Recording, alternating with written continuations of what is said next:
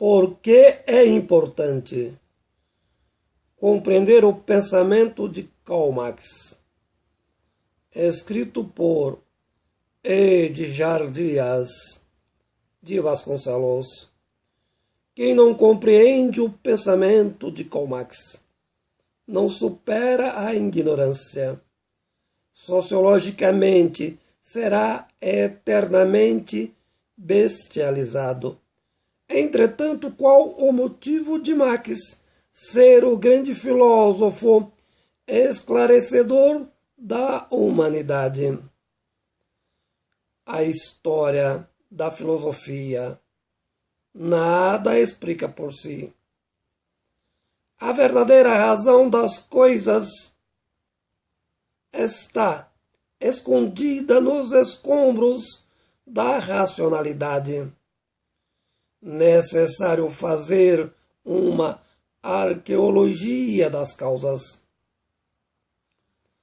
Os grandes pensadores defendem uma genealogia das ideologias, entre eles Freud, Nietzsche, Marx, Foucault e outros. São os denominados pensadores da suspeita. Karl Marx, o mais importante deles, pelo fato de descobrir o motor dos grandes problemas humanos. Todos os problemas resultam de uma única causa: a produção da riqueza e a concentração da mesma. O conflito entre burguesia e proletariado. Portanto, o fenômeno da pobreza. Para Marx, a pobreza é um fenômeno tão somente político. Exatamente pela política deve ser resolvido. Porém, antes de entender Marx, é fundamental compreender Adam Smith.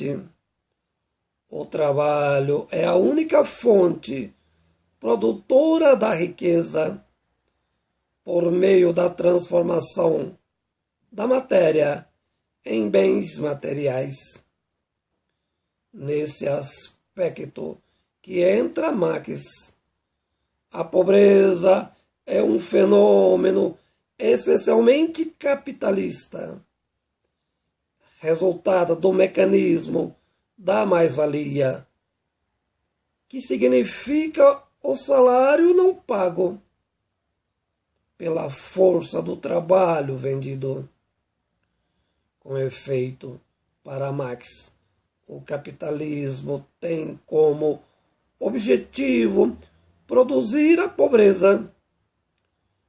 Não existe outra razão para o capitalismo a não ser a concentração da renda. Então, acreditar em divisão da renda na sociedade capitalista é como acreditar que a raposa não quer comer a galinha. Aqui nasce o pensamento de esquerda e de direita. Vamos entender como funciona a nova esquerda, a denominada esquerda neomarxista. Defende o social-liberalismo. Qual é a filosofia política do social-liberalismo? Desenvolvimento econômico com a distribuição da renda. Boa parte da Europa pensa desse modo. A parte rica da Europa também. Japão, Coreia do Sul, Canadá e Austrália. O pensamento de direita defende não mais o liberalismo econômico, todavia, o neoliberalismo. Em síntese, o pensamento de direita quer o desenvolvimento econômico com a renda concentrada, o denominado mercado livre, fundamentado no Estado mínimo, ideologia política da Escola de Chicago. O pensamento de direita no Brasil tem essa ideologia, motivo pelo qual é anti o neomarxismo. Desse modo, não é uma questão de a esquerda prestar ou não prestar.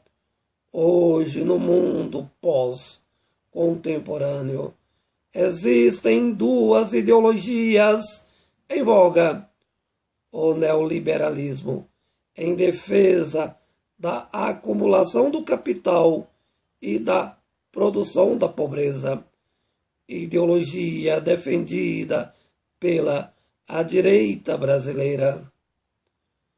Por outro lado, a ideologia social liberal, desenvolvimento econômico com a renda distribuída, eliminação política da pobreza. Nessa perspectiva que se entende a condenação do Lula por ser social liberal. Do mesmo modo, o golpe de Estado dado pelo Congresso. O Estado é a mediação institucional para a efetivação de ambos os projetos. Essa guerra é interminável, onde a esquerda social liberal venceu, acabou com a pobreza. 8% da humanidade não é pobre. Onde está a direita institucionalizada no parlamento, reina a pobreza. Por essa explicação, que o pobre de direita é um imbecil. Como se caracteriza um pobre bestializado?